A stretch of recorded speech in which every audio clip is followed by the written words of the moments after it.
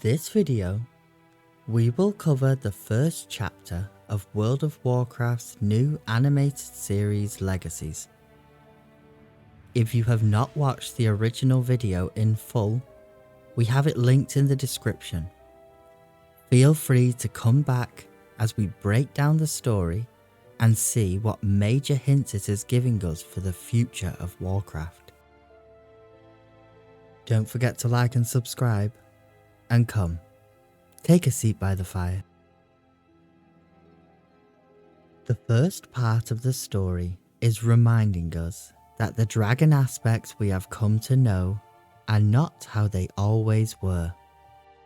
He mentioned how even in their proto-like forms, the 5 aspects were special, showing signs of higher intelligence. Each of the 5 flights, either through circumstance or necessity, showed a particularly useful trait to the Titan Keepers. Azeroth was home to the ancestors of dragons, primitive beasts ruled by primal instincts. Yet, there were a few in whom the spark of intelligence was lit, who thought, spoke, and felt more deeply than the rest. It is interesting to note that shown here, the dragon colours and even their dragon breath seem to relate to a particular element. Ysera is shown in her proto-like form using the element of spirit, and Alexstrasza, Malygos and Neltharion are using fire, ice and sonic respectively. It reminds us of a long-held theory. The dragons have long been believed to be evolved versions of elementals, possibly ones who escaped being locked in the elemental planes by the Titans and changed over time.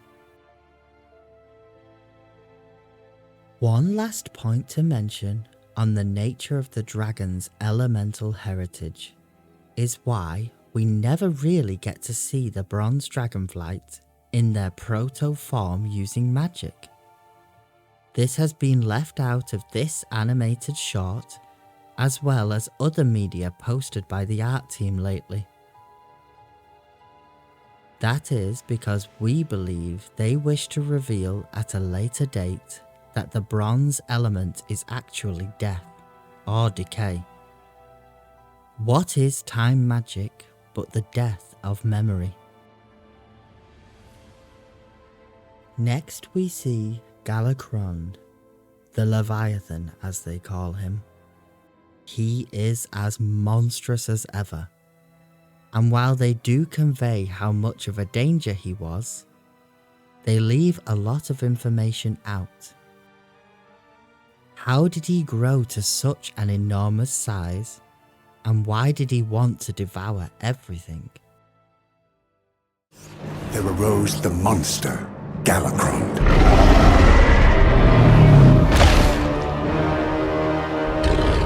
Whose insatiable hunger would have consumed us all.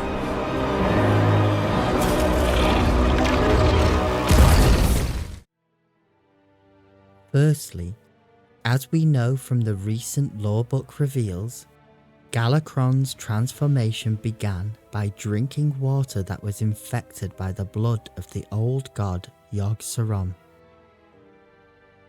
Through this process, he was likely infused with a massive amount of shadow or void magic. This is nowhere more clearly shown than the multiple eyes he has, a feature we often see from the infection of the old gods. But it is our theory that it was not the influence of the old gods specifically that caused his endless hunger, but more that this is an intrinsic effect upon the overconsumption of a particular magic. Like the mana-addicted Nightborn that used the Nightwill to satiate their hunger. And as we see in the Withered, they become highly aggressive when addicted impulses are not met. Once he got a taste of the sheer power of the void, as is often the case with weaker wills, he wanted more. Moving along, we get to see the actual transformation into the aspects that we know today. Notice how they did not show an eclipse of the moon, or the embrace as we call it within Azeroth. While this does not confirm or deny its relation to the transformations, there has been much debate on whether the power of a loon was used on the dragons, as we saw when Kalagos was chosen as the new aspect.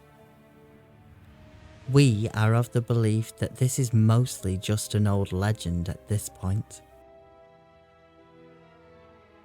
What we are still debating here is how much did the aspects know of the changes in advance? Did they know that this new power would come at a price? That is, their subjugation to the will of the Titans. Did they deem this acceptable, or was this obscured from them? I do hope we get answers on this in time. Finally, we get the biggest lore reveals of all. It is no shock that Nosdormu refers to himself as an aspect in the past tense. As we know, the aspects gave up their power when they expended it in the final battle against Deathwing. He also mentions a great threat that has come to our world. He is talking about Razegath and the primal incarnates. You will play a part in the events to come, and you will have to make a difficult choice, as we did. I am not like you. No. My story is already written, but yours, and that of all Drakthir, is only beginning to unfold.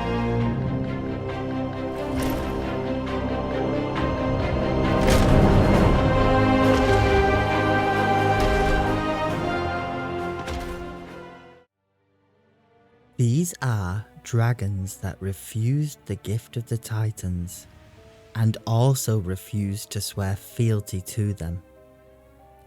For this crime, the Titan Keepers and the Aspect Flights went to war with them, and they were eventually imprisoned within a vault, from which they are now breaking free.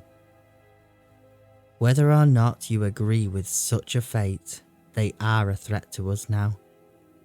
Their vision of the future is of an Azeroth returned to its primal, elemental beginnings, and it for sure does not include us. The final reveal is probably the most exciting, when Nosdormu explains that the Drakthir have to make a choice, as the Aspects once did. He is of course talking about the choice to rise up and fight, and not give in to the same fear that would have prevented them from stopping Galakrond. But as is often the case with Nosdormu, there is a lot of double meaning. The difficult choice referred to could also be in their involvement in the resolution of the Incarnate's story. The Drakthir are only just beginning to understand their origins. While Nosdormu shows the Titan's empowerment as a gift, it will quickly become apparent that it may have a more sinister side to it. Some of the Drakthir have already turned away from the Aspects and formed the Sundered Flame. Will the ones who remain be forced to swear loyalty once more? We cannot wait to cover the rest of these animated shorts, and to hear everyone else's theories on what you think we may have missed. Come back anytime.